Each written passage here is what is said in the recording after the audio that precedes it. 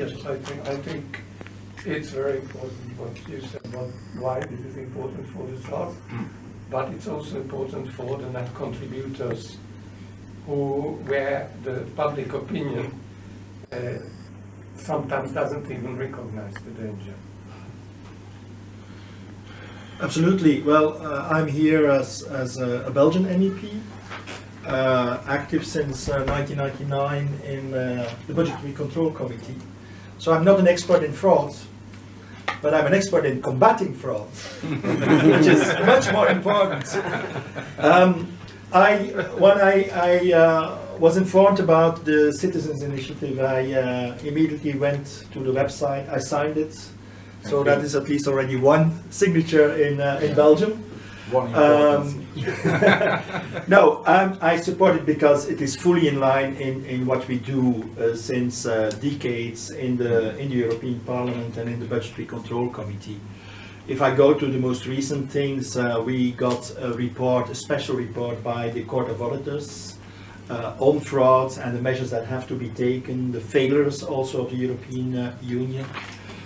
So already that special report gives an incentive to support your citizens' initiative. Secondly, with the Budgetary Control Committee in this term, we dedicated quite a lot of our energy towards what is happening in many illiberal states in mostly the eastern part of Europe.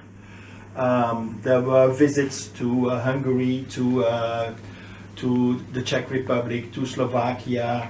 We know there are problems in Romania. We know there are problems also in Poland.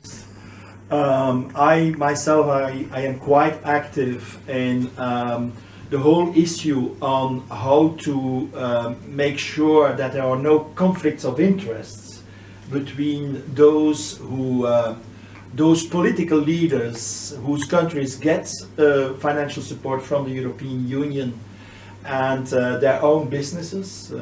One of the cases is of course Mr. Orban in Hungary, but we have the very specific case of the Prime Minister of the Czech Republic, Mr. Babiš, who is also a businessman, owner of AgroFoods.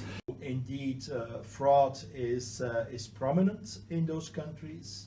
We are in close contact with OLAF, the anti-fraud agency of the European Union. Many cases are running, some of them are concluded, but I think it is, as my colleague from Cyprus, Kostas Mavrides, told all of you, the rule of law is a quite important approach. That's also why we had and discussed between the Budgetary Control Committee and the Budget Committee a new law where rule of law and financial means are interlinked, and which says how we can indeed intervene when that kind of issues happen.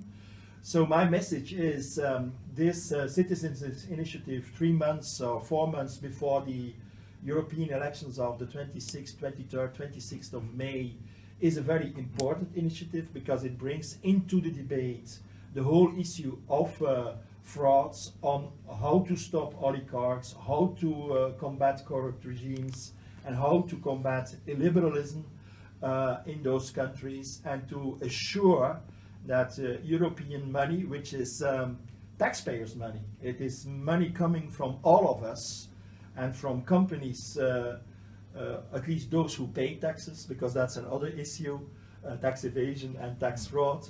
But it is European money is our money, and that is for me the most essential thing. Each time there is a scandal,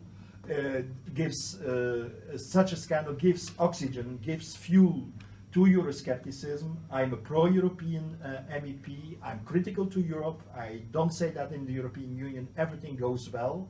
I remain very critical, but I'm pro-European because I think cooperation, solidarity is the only way to convince people that the European project is a good one. So all my support, and I hope you will succeed in getting 1 million signatures, so that we have a new tool to put pressure on the new European Commission because I presume that will be a task for the new European Commission, so that also when we have to vote on the new anti-fraud commissioner and the budget commissioner and the agricultural commissioner and all the other commissioners, that we can use your citizens' initiative to put pressure and to make sure that this issue is one of the core things of the next commission, and surely also of the next parliament, where I hope to be a member again. Thank you. We hope so. Thank you very much.